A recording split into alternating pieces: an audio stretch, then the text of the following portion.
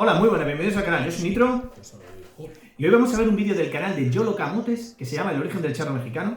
Cuando hicimos el primer vídeo que hicimos sobre el charro, La charrería, donde estuvimos viendo a Cebes, al Chiringas. El Chiringas haciendo la rutina completa del charro, pues nos recomendaron que pues, si podíamos hacer una reacción al origen del charro mexicano. Y bueno, aquí vamos con este vídeo del canal de Yolo Camotes, por favor suscríbanse a su canal. Y bueno, vamos a verlo juntos y bueno, nosotros vamos a descubrir más sobre el origen que, bueno, en cierta parte tiene que ver con España. Bienvenido a Yolo Camotes, videos de temas de interés general. El charro, símbolo nacional mexicano tan tradicional como el taco y tan mexicano como el tequila.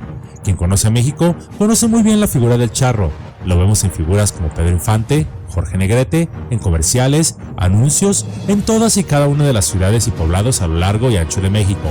Alegre, picarón y valiente es la imagen que muchos tienen de esta figura nacional.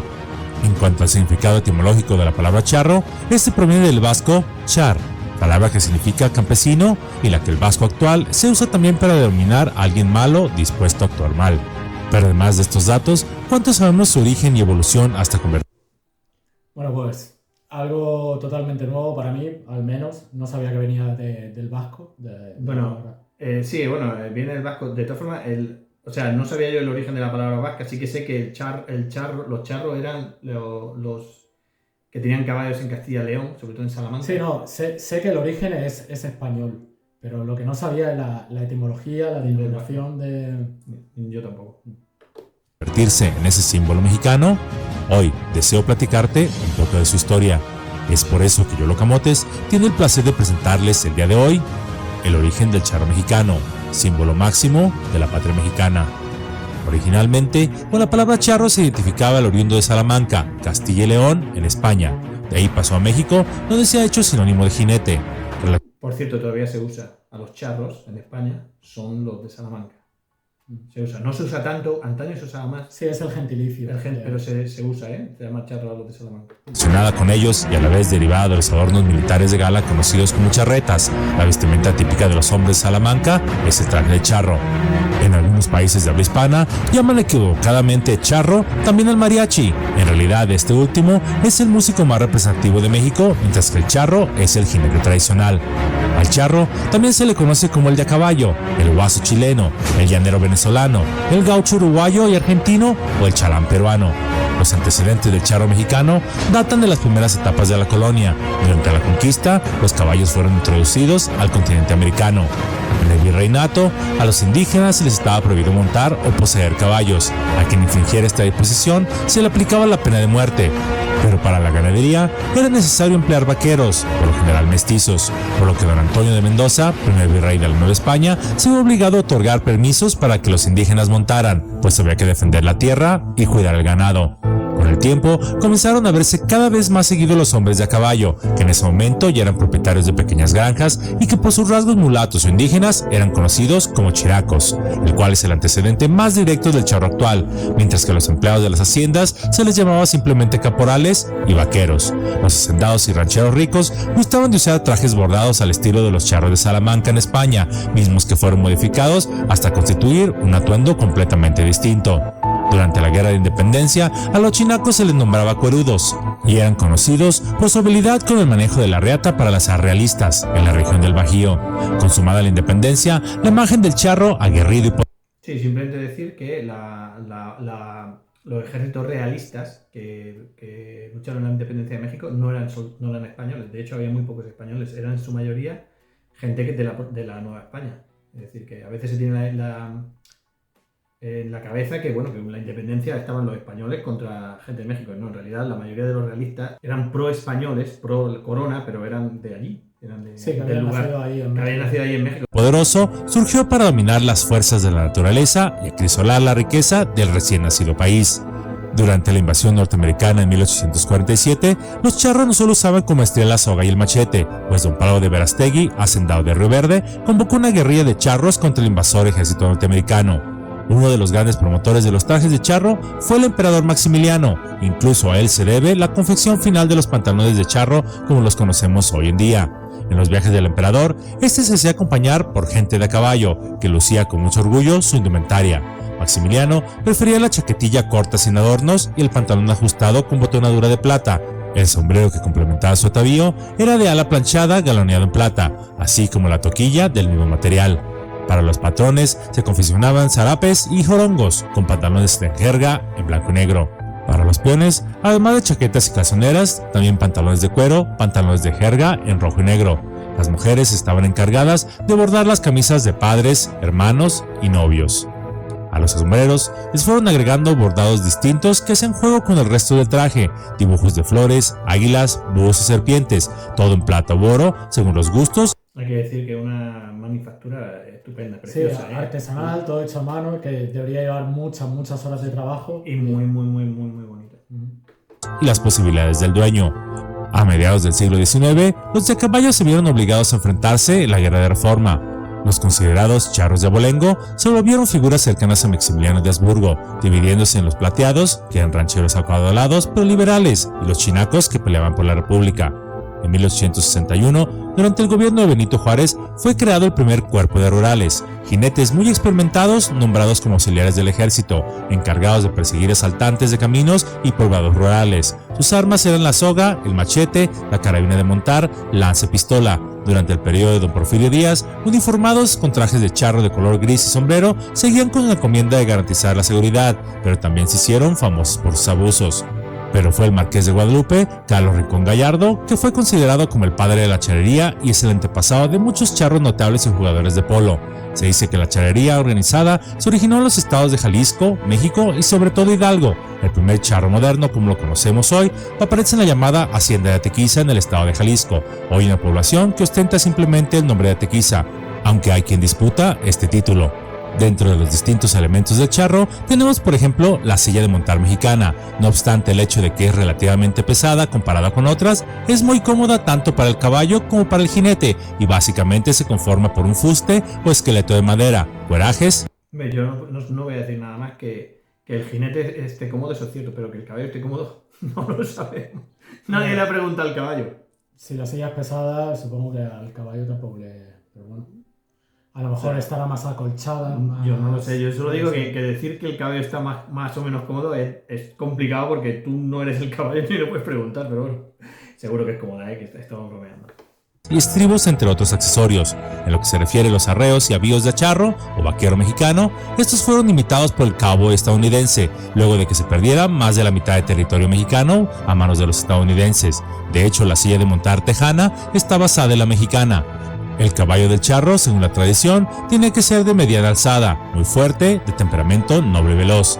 La reata o soga del azar es indispensable para la charrería, así como las espuelas y las chaparreras. Durante la época de la Revolución y el reparto agrario, muchas haciendas desaparecieron o quedaron irremediablemente fraccionadas, iniciando entonces el éxodo masivo del hombre del campo hacia los centros urbanos. También el caballo criollo mexicano prácticamente desapareció debido a su excesivo uso durante el combate. Así que los caballos más empleados para la charrería son el cuarto de milla de origen norteamericano y el caballo azteca, que es una raza reciente. Con nostalgia, tanto el antiguo hacendado como sus caporales y vaqueros buscaron un lugar en donde recrear las faenas campiranas que orgullosamente habían desempeñado en las haciendas, las estancias y los ranchos. Así nacieron las asociaciones y los lienzos charros y la charrería, donde se recreaban las suertes que los hacendados, caporales y vaqueros estaban tan acostumbrados a realizar para divertirse, convirtiendo de estas suertes un deporte nacional, así como un espectáculo único.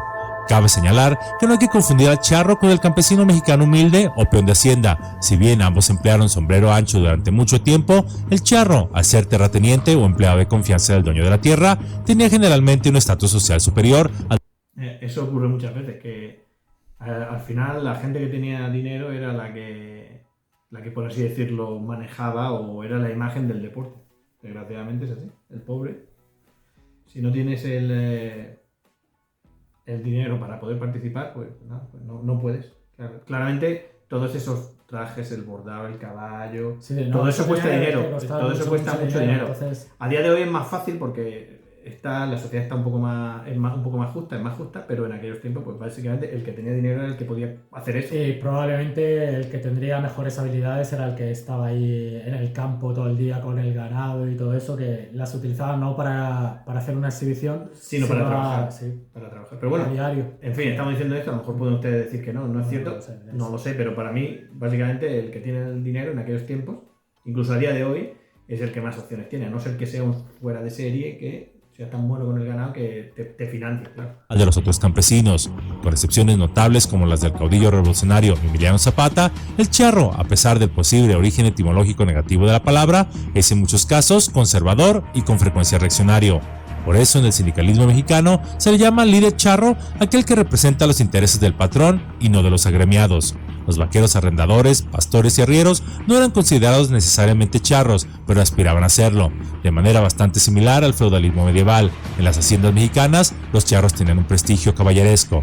No obstante el origen clasista del charro mexicano, en la actualidad en los equipos que practican la charrería se conjugan participantes de todas las clases sociales. En las zonas rurales, la posición social del charro ha sido emblemática, aunque desde hace varias décadas, con la influencia globalizadora y de la modernidad, esta posición ha cambiado. La descripción física más común del charro es la del criollo y el mestizo con facciones predominantemente ibéricas. Esto también varía de acuerdo a la región. En Jalisco hay charros de cabello claro, en la costa del Golfo los hay con rasgos mulatos y en el sur se ve más el tipo mestizo cercano al indígena. Curiosamente, una buena parte de los descendientes de migrantes libaneses se han integrado al ambiente de la charrería. Existen en los Estados Unidos asociaciones de charros tanto aficionados como profesionales, debido a la enorme población de origen mexicano en ese país.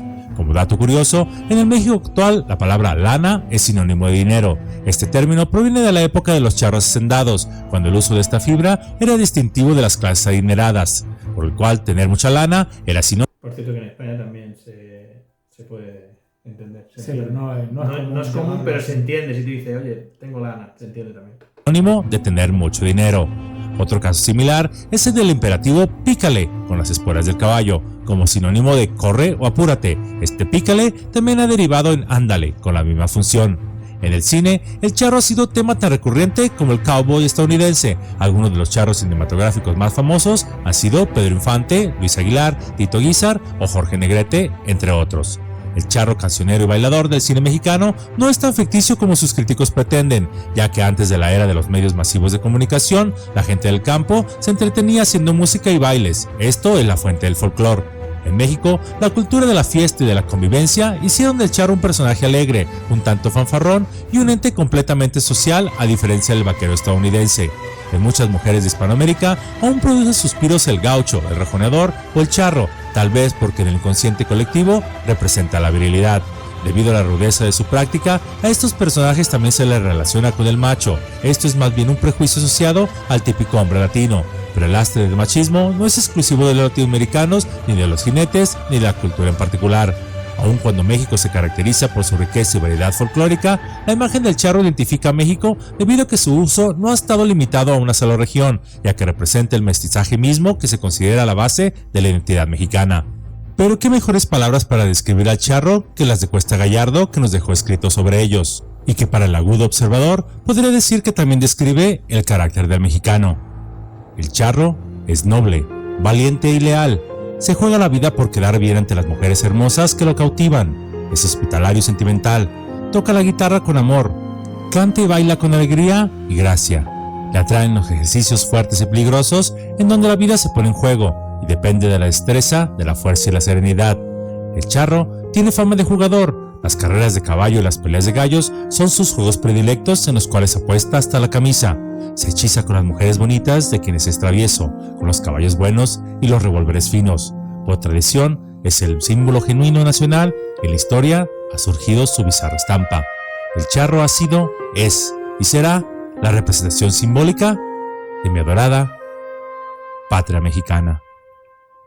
Claro que esos son sus orígenes. Ahora sí que es cierto que es mucho más democrático. Sí, no, el concepto de charro ahora ha cambiado. No sé de cuándo es el texto cuando se escribió. A principio de siglo. Sí. A principio de siglo, no el anterior. Sí, claro. Sí, no, claro. Que hay que verlo desde el punto de vista de la línea temporal. Claro. Y bueno, pues muy interesante el vídeo. La verdad Sí, es que sí, Cholo claro. Camotes es muy buen canal. Suscríbanse, por favor. Aparte que todos los datos históricos, todos los detalles, cómo lo explica, está muy, muy completo. Yo me he Sí. enterado de un montón de cosas. Sí, está muy currado. Sí. Y bueno, nada, suscríbanse, denle al like y bueno, nos vemos pronto en otro vídeo. Que gracias por la recomendación, se Sí. agradece. Que... Se agradecen, sí, por supuesto. Si tienen más recomendaciones de cualquier tipo de humor, de historia, cultural, de paisajístico, culinarios, gastronómico, nosotros cualquier cosa. encantados de reaccionar a ellos. Venga, hasta pronto. Chao, chao, chao.